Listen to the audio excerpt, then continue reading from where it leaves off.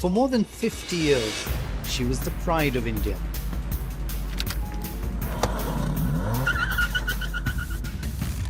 भारत में ambassador car को हमेशा पावर और रसूख से भरपूर स्टेटस सिंबल माना गया और दशकों से इसे देश चलाने वालों की पावरफुल गाड़ी के रूप में देखा जाता रहा। Growing up in India, the Ambassador was the only car I ever knew. Certainly the overall joy of riding in this car is... I don't think India would be the same without the Ambassador. The streets will lose some of their flavor once the Ambassador is gone.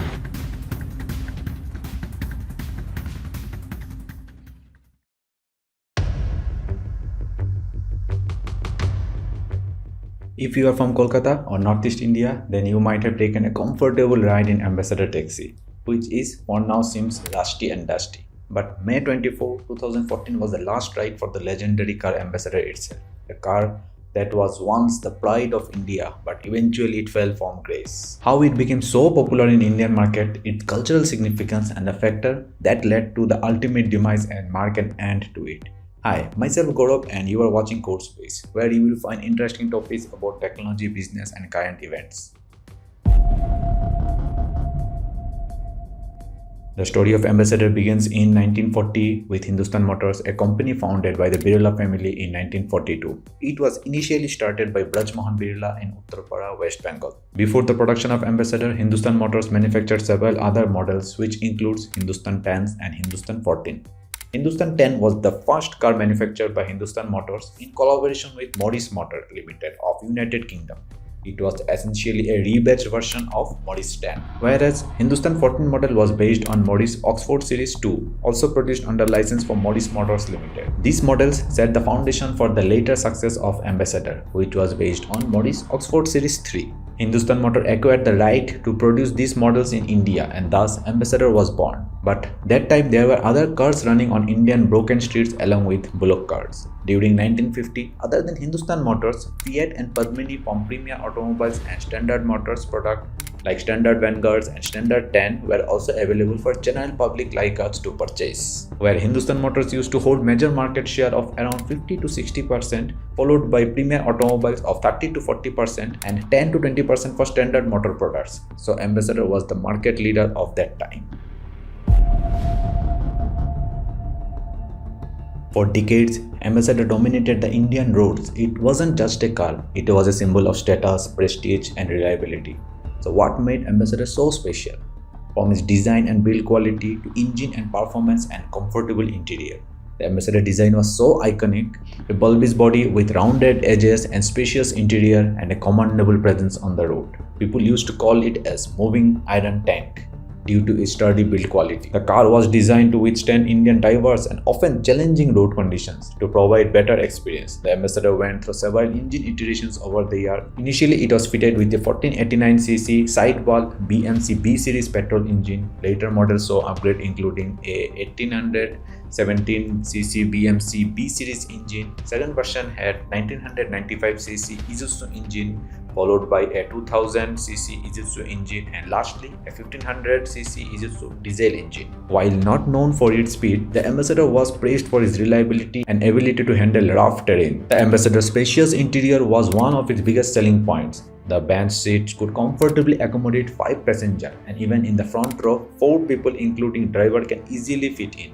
It has high roof, provided ample headroom. The large window offered excellent visibility, making it a favorite among chauffeurs and taxi drivers. If you compare these to imported cars, the Ambassador was relatively affordable for Indian growing middle class. Its price point, combined with its reputation for reliability, made it an attractive option for both private owner and the fleet operators. In 1958, Ambassador was selling at 16,000 to 18,000. Fiat 1100 was priced at 12,000 to 15,000 and standard top model Vanguard at 18,000 to 20,000. And if you assume annual inflation of 7%, rupees 20,000 will be around 18 lakh as of 2024, which is equivalent to today's Creta or low-end Tata Harrier or Mahindra XUV 700. But the Ambassador wasn't just a car, it was a cultural phenomenon. It became a preferred vehicle for the government officials, earning nickname the King of Indian Roads. Its association with power and authority made it a status symbol. In popular culture, ambassadors features prominently in Bollywood films, often as the vehicle of choice for protagonist or as the backdrop of dramatic chase scene. It became an integral part of Indian visual landscape, as recognizable as Taj Mahal or the Gateway of India. At its peak in 1970 and 1980s, Hindustan Motors was producing around 24,000 ambassadors annually. The company's market valuation soared and it held a dominant position in the Indian automotive market. The ambassador success wasn't limited to private owners. It became a go-to vehicle for taxi fleets, particularly in the cities like Kolkata, where the yellow ambassador taxi became an iconic sight. Even today also you can find fleet of ambassador yellow taxi competing with Uber and Ola.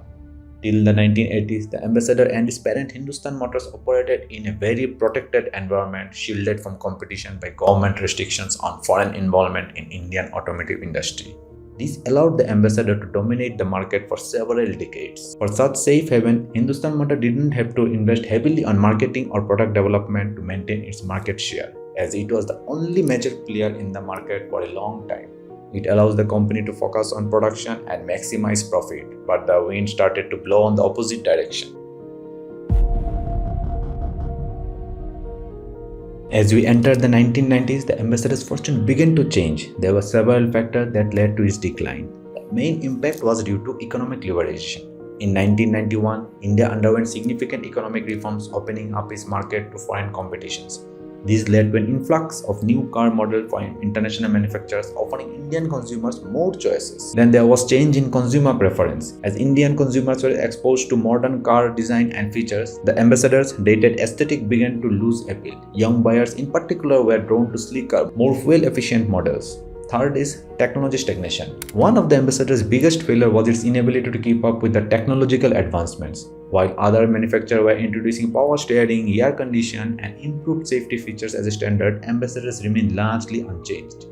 And lastly, fuel efficiency concerns. As fuel prices rose and environmental concerns grew, the ambassador's poor fuel efficiency became a significant drawback. Most models offered a mileage of only 8 to 10 km per liter, which was far below the standard set by newer, more efficient cars of around 25 km per liter. But then also the company tried to come back. Hindustan Motors makes some attempt to revive the ambassador's fortune. In 1999, they introduced Ambassador Classic with minor cosmetic changes. In 2003, company launched Ambassador Grand, featuring a redesigned dashboard and new headlamps. In 2004, the company released Avigo, a significant redesigned version aimed at young buyers. However, these attempts were too little too late. The changes were largely cosmetic and failed to address the ambassador's fundamental issue of outdated technology and poor fuel efficiency. Also, the entry of players like Maruti Suzuki, Hyundai, and Tata Motors into the Indian market hammered the last nail to the ambassador's coffin.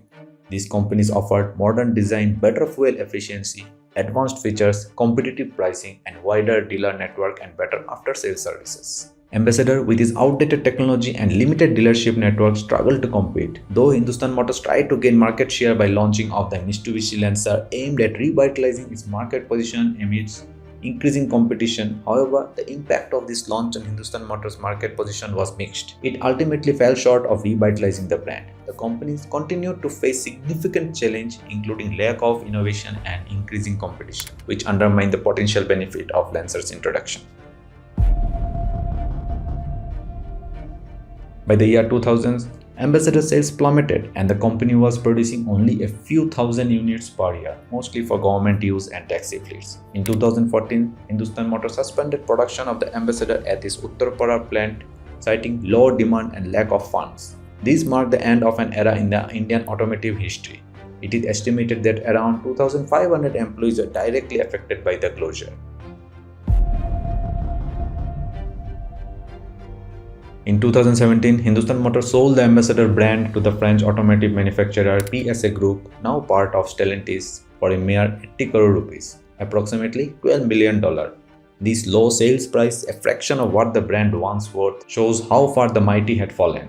The reason for the low valuation was due to outdated manufacturing facilities, lack of modern product lineup, minimal brand value among young consumers, cost of potential revival and modernization. Though PSA Group already operates in India with its Citroen model, it would be interesting to see the ambassador's future.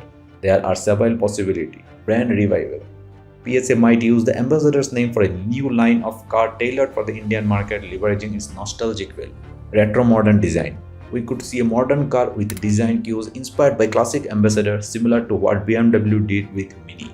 Electric ambassador. Given the global push towards electric vehicle, PSA might consider developing an electric version of the ambassador. Premium positioning. The ambassador name could be used for a premium or luxury vehicle lineup, capitalizing on its historical association with prestige. If PSA decided to relaunch the ambassador, they will face several challenges like market saturation. The Indian automotive market is now highly competitive with established players like Maruti Suzuki, Hyundai and Tata Motors dominating various segments. Challenging consumer preference. Indian car buyers now prioritize feature, fuel efficiency, modern design, areas where other ambassadors struggle. Balancing nostalgia and modernity. As new ambassador would need to strike a delicate balance between honoring its heritage and meeting contemporary expectations. Regulatory environment. Stricter emission norms and safety standards would require significant investment in research and development. Only time will tell if we will see a new incarnation of the ambassador on Indian roads. If it does make a comeback, it will need to compete in a market that's vastly different from the one it once dominated. To succeed, a modern ambassador would likely need to incorporate advanced safety features, fuel-efficient or electric powertrain, modern infotainment system, possibly autonomous driving capability. It would be fascinating to see how a revived ambassador might challenge market leaders like Tata, Hyundai, and Maruti Suzuki, especially if it embraces electric and AI technology. The story of the Hindustan ambassador is a testament to the challenging face of India. To limited choice to the world of options, while its decline marked the end of an era, the ambassador's legacy lives on in the memories of millions of Indians. Whether you see a new ambassador in the future or not, its place in Indian automotive history is secure. It wasn't just a car, it was a journey companion for a nation in transition. This is Gaurav signing off from today. Join us next time as we explore another marvelous case study. Until then, keep your engine running and energy high.